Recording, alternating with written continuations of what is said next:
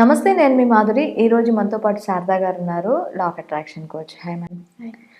ఏ ఆకైనా సరే ఒకవేళ ఎండిపోతే మనకి పొడిలా రాలిపోతుంది. కానీ బిర్యానీ ఆకు మాత్రం ఎంత ఎండితే అంత దానికి పటుత్వం వస్తుంది గట్టిగా. ఇప్పుడు మనం ఇక్కడ తమలపాకు కూడా యూజ్ చేసాం. తమలపాకు వెనకాల ఉన్న సైన్స్ ఏంటంటారు? ఇప్పుడు మీరు ఈ రోజు నుంచి సిద్ధాంతాలు రావట్లేదు మేడం. మన పూర్వీకులు కూడా పాటించింది. చాలా మంది కాల్షియం తక్కువైపోతుంది జనాలకి. ఇప్పుడు మనం తమలపాకు వేసుకోవట్లేదు. పూర్వీకులు ఎంత తమలపాకులు వేసుకునేవాళ్ళు చాలా కదా. అది కంటిన్యూస్ గా వేసుకునే వాళ్ళు కూడా చాలా మంది ఉండేవాళ్ళు. అప్పుడప్పుడు సాయంత్రాలు వైఫ్ అండ్ హస్బెండ్స్ కూడా సరదాగా తాంబూలం వేసుకునే అలవాటు చాలా మందికి ఉండేది. ఎందుకు? దీంట్లో కాల్షియం ఉంటుంది. మన వంటికి కాల్షియం చాలా మంచి చేస్తుంది. మనలో ఉన్నటువంటి కాల్షియం ఏం చేస్తుంది, మన బోన్స్ అనేవి వీక్ అవ్వకుండా చేస్తుంది. ఇప్పుడు మనకి డబ్బు అనేది బోన్తో సమానం అయిపోయింది. మన బాడీలో బోన్ లేకపోతే ఈ ఫ్లష్ ఏం చేస్తుంది, బ్లడ్ ఏం చేస్తుంది మేడం, స్కిన్ ఏం చేస్తుంది, ఊగిపోతాయి. పటుత్వం ఉండదు, జెల్లీ లాగా తయారైపోతుంది. మనకు కూడా ఎంతున్నా కూడా డబ్బు లేకపోతే ఏ పని జరుగుతుంది? ఈరోజు తమలపాకు కొనాలన్నా డబ్బు కావాల్సిందే. ప్రతి పనికి కూడా మనకు డబ్బు కావాల్సిందే. ఆ డబ్బు అనేది మనకి ఎలా వస్తుందంటే కాల్షియం లాగా పనిచేస్తుంది. మనిషికి కాల్షియం బాడీలో ఎంత అవసరమో డబ్బు కూడా అంతే అవసరం. ఈరోజు మనం తమలపాకులతో ఈరోజు మనం క్రియేట్ చేసింది కాదు ఇది. ఈ తమలపాకుల్ని ఆంజనేయ స్వామిని సమర్పించడం అవసరమా మేడం? హనుమంతునికి సమర్పిస్తాం కదా. అవును. ఎందుకు?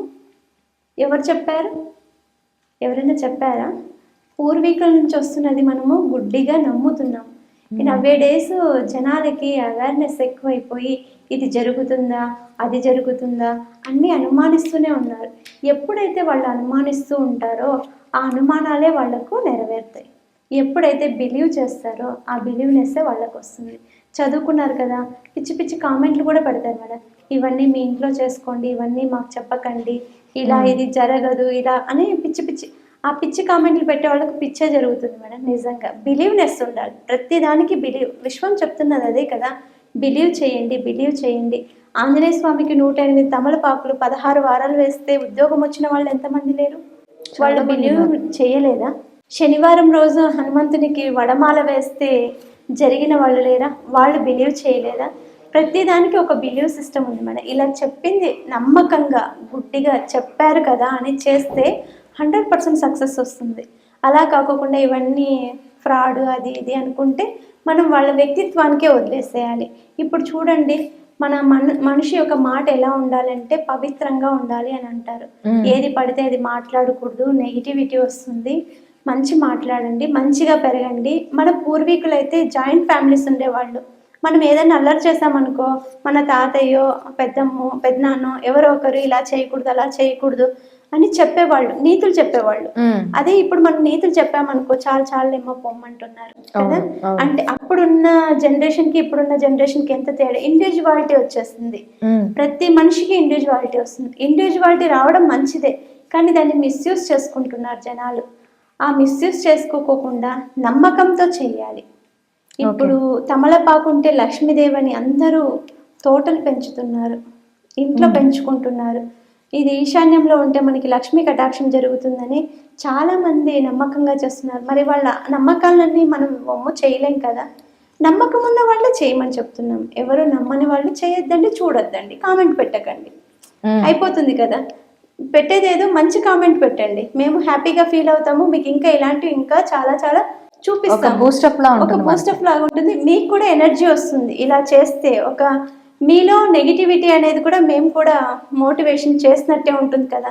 ఎందుకు ఎప్పుడు నెగిటివ్ కామెంట్స్ పెట్టడం, నెగిటివ్గా మాట్లాడుకోవడం, నెగిటివ్గా ఇది జరుగుతుందా అది జరుగుతుందా అని ఫీల్ అవ్వడం. జరుగుతుంది అనుకుంటే ఏమీ ఉండదు కదా, పాజిటివే జరుగుతుంది కదా. ప్రతి దాంట్లోనూ పాజిటివే ఎత్తుకోవాలి. ఇప్పుడు ఒక మనిషి ఉన్నారు, గట్టిగా కొట్టామనుకో ఏడుస్తారు, అదే మెల్లగా చెప్పామంటే వింటారు కదా. మనం చేస్తున్నది అదే, మనం చెప్తున్నాము ఇది చెయ్యండి అని. వాళ్ళు చేయడం చేయకపోవడం వాళ్ళ ఇష్టం, కానీ చేసినా చేయకపోయినా మనకేం ఇబ్బంది లేదు. వాళ్ళ సేస్ కోసమే ఇవన్నీ మనం ఇంతసేపు ఇక్కడ కూర్చొని ఇవన్నీ చూపించి అంతరించిపోయిన కళలు ఇవన్నీ. ఎప్పుడు నుంచో చేస్తున్నవి అంతరించిపోయాయి. సైన్స్ యుగంలో పిల్లలు ప్రవహిస్తున్నారు కాబట్టి ఇవన్నీ నమ్మట్లేదు.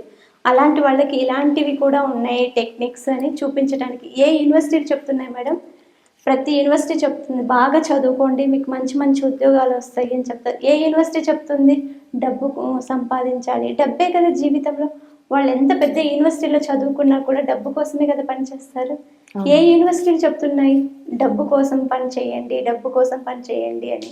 ఇది మీకు ఫర్దర్ వీడియోలో దీని గురించి నేను డీటెయిల్డ్గా చెప్తాను మేడం, ఎక్స్ప్లెనేషన్ ఇస్తాను. ఎవరైనా ఇంట్రెస్ట్ ఉన్న వాళ్ళు ఆ లింక్ కూడా చూసి చేయండి. దీని వీడియో తర్వాత నెక్స్ట్ వీడియో వస్తుంది, అది ఈ చదువు గురించి, డబ్బు గురించి, వీటి వెనుక ఉన్న సైన్స్ గురించి కూడా చెప్తాను. Okay ma'am, thank you very much.